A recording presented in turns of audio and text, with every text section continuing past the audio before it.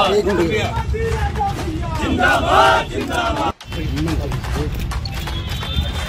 रोके थे, आप लोगों ने कहा कि एक और, हमने एक और कर दिया। गोंडा लोकसभा के भाजपा प्रत्याशी कीर्तिवर्धन सिंह उर्फ राजा भैया ने किया नामांकन। कड़ी सुरक्षा के बीच पहुंचे नामांकन स्थल। राजा भैया के साथ भाजपा के नेता भी मौजूद रहे। टीएनएम से बातचीत में बोले कीर्तिवर्धन सिंह 10 साल में भाजपा ने विकास कार्य किया और वही मुद्दा फिर। कीर्तिवर्धन सिंह का जन्म 1 मार्च 1967 को उत्तर प्रदेश के लखनऊ में हुआ था।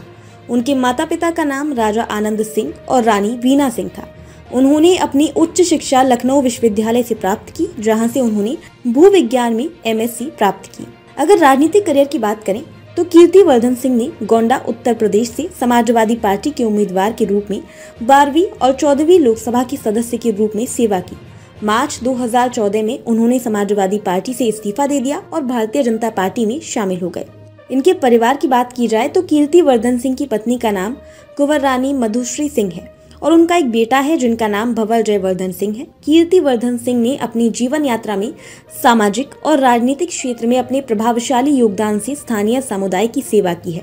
उनकी साझेदारी और प्रेरणा को समझकर लोग उन्हें उनकी उदारता और समाज सेवा के लिए पसंद करते हैं। कीर्तिवर्धन सिंह उत्तर प्रदेश की गोंडा सीट से सांसद हैं। वे लखनऊ विश्वविद्यालय से एमएससी स्नातक हैं और उन्होंने अपना पहला लोकसभा चुनाव 1999 में गोंडा निर्वाचन क्षेत्र से सपा उम्मीदवार के रूप में जीता था। उन्होंने बीजेपी के बृजभूषण शरण सिंह को हराया। 2014 में इस्तीफा देने और बीजेपी में शामिल होने तक उन्हें इस निर्वाचन क्षेत्र में सपा उम्मीदवार के रूप में हार और जीत का सामना करना पड़ा। उन्होंने 2014 में 16वीं लोकसभा चुनाव में एक सफल अभियान चलाया और वर्तमान में निर्वाचन क्षेत्र में अपने तीसरे कार्यकाल की सेवा कर रहे हैं। राजनीति के अलावा वह एक पर्यावरण कार्यकर्ता भी हैं। जुलाई 2018 में उन्होंने ग्रीन ट्रिब्यूनल में उत्तर प्रदेश की राज्य सरकार के खिलाफ उनके निर्वाचन क्षेत्र में माफियाओं द्वारा अवैध रेत खनन से संबंधित एक मुकदमा जीता। पर्यावरण, वन और वन्य जीवन का संरक्षण शामिल है। क्षेत्र की झीलों और नदी प्रणालियों की फिर से स्थापना, 2 प्रवासी पक्षी अभ्यारण्यों की निगरानी, ग्रामीण विकास और शिक्षा का प्रचार करने में उनकी विशेष रुचि है। सर, आज नामांकन करके आए, क्या कुछ मुद्दा रहेगा इसका? देखिए, हम लोगों का मुद्दा वही है जो आदरणीय प्रधानमंत्री जी का मुद्दा है, जो आदरणीय योगी जी का मुद्दा है। हम लोग को इस देश को बहुत आगे ले जाना है अभी, और यहाँ पे जो विकास कार्य है उसको आगे पूरे अच्छे ढंग से करना है। यहाँ का इंफ्रास्ट्रक्चर इतना अच्छा कर देना है कि हम लोग जो वेस्टर्न जो कंट्रीज हैं, जो विकसित देश हैं, उसके बराबरी हम लोगों को करनी है। हमारे यहाँ के समाज को आगे ले जाना है। हमारे जो नौजवान हैं, इनके आगे रोजी रोटी का और मजबूत करने से साधन करना है।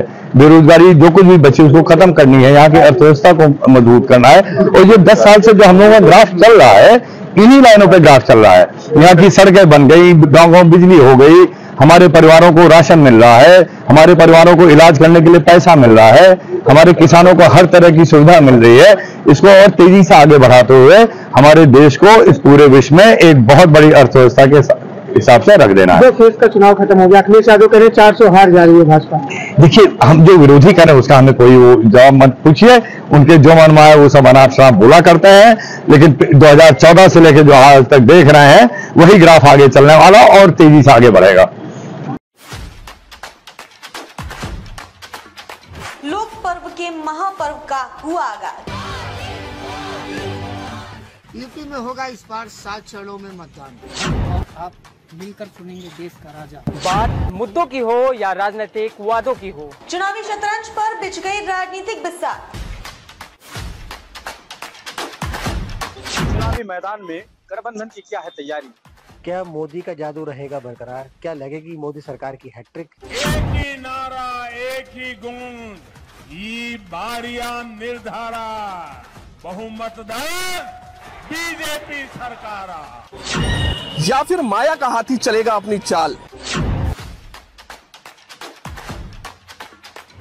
डीएनएम नेटवर्क पर देखिए लोकसभा चुनाव की महा कवरेज। आपका वोट, आपकी ताकत।